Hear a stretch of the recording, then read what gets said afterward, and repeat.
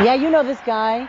He's the kind of employee every boss loves. Nearly 16 years ago, he broke the record for never calling in sick. He just kept going and going and going. Yeah, everybody's saying it.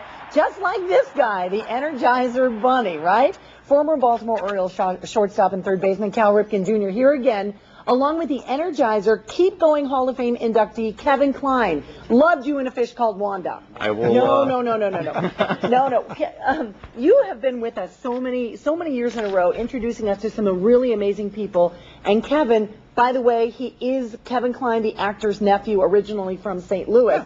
But you're here not to coattail on Uncle Kevin's fame. You are really special in your own right.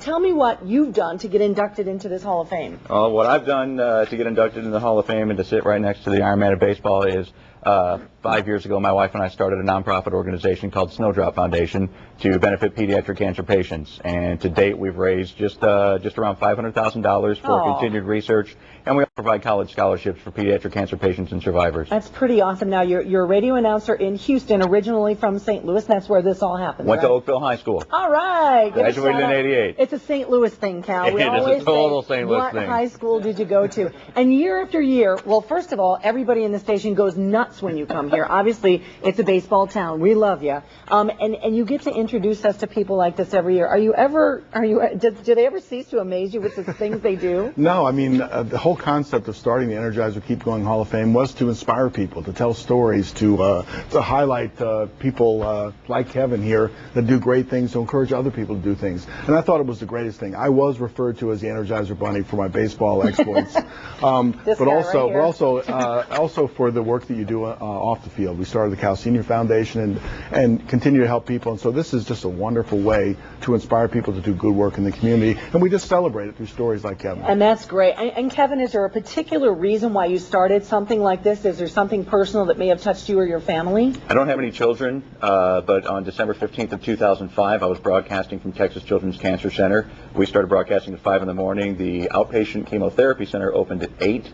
And there was a beautiful 15-year-old girl that walked in, and I thought she was there to volunteer. I found out that she was a patient and given a 10% chance to live another 6 months to legally drive a vehicle.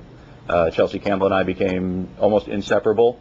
And on the 364th day that I would have known her and called her a friend, I was a pallbearer at her funeral. Oh, that's so sad. And that is what inspired you to do what you do, helping other kids along the way. Yeah, we started the foundation as a 16th birthday present to Chelsea. She turned 16 on June 11th of '06, and 3 days later we got our official 501c3 IRS certification that her birthday present was official. You know, the cool thing about him, he runs to actually create funds and money. I mean, he's a marathon runner, but he wasn't a runner, and so he truly is. He turned into Forrest Gump, basically. Sort of the Iron Man, and some of the things he does, it's really interesting. He told me, he said, that's a lot of pain, you know, for you to run that long and that far. I mean, 62 miles a day for a week is your next goal, right? What? Yes. Really? It's unbelievable. And I said, use the word pain. And he said, that's exactly why I do it. Oh, yeah. See, and you deserve it. That is really great. And I know that the folks at Energizer, based here in St. Louis, they do this every year. And with so many tragedies like the Joplin tornadoes and the Alabama tornadoes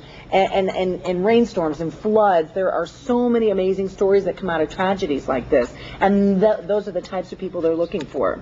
Well, I mean, it's inspiring. Yeah. You know, it inspires everyone to do good work. What can I do in the community? What can I do with my set of skills to do something better for someone else? And that's really the message here. And as long as I have you, a baseball legend in front, we got to talk about the Albert Pujols injury. Obviously, our air went out of our lungs when that happened on Sunday. You've had plenty of guys slide into you during your playing days. I know you got hurt a few times, but something like this, what does it do collectively to a team when you see one of their main guys go down with such a bad injury? Well, first it's deflating. Do we have a shot of that? Yeah, we do. That we're going to look at? Because I haven't seen the video, so I can't comment on the actual injury. Here it comes right here. Up the line, it looked harmless enough. Yeah, he got his hand caught in the, he reached up the line to catch the ball and got the glove caught, which the glove ends up turning to break it. Yeah, but now they're saying there's a spiral fracture on his forearm, and he's out 4 to 6 weeks at least. So yeah, so what could happen immediately is deflating. I mean, the game's best player goes down. I mean, how are we going to survive without him? But many times you find ways and discover other talent as a result of this. So you look for the silver lining if you can. In the first 24 hours, the first 48 hours, maybe the first week, it's not really hard to see that silver lining. But maybe, just maybe, this injury will produce another way for the Cardinals to figure out how to win, and then you'll have him really strong coming back down the stretch. Let's hope so, for sure. And Kevin Kline, a pleasure to meet you. Thank you very much for all the great stuff you do. Nice to see you again. You have a lot of fans waiting for you, I know that. You can't keep the bunny. I kind of like him. That's He's mine. kind of cute. My dogs would chew it up anyway. Thanks again for coming in. We appreciate it.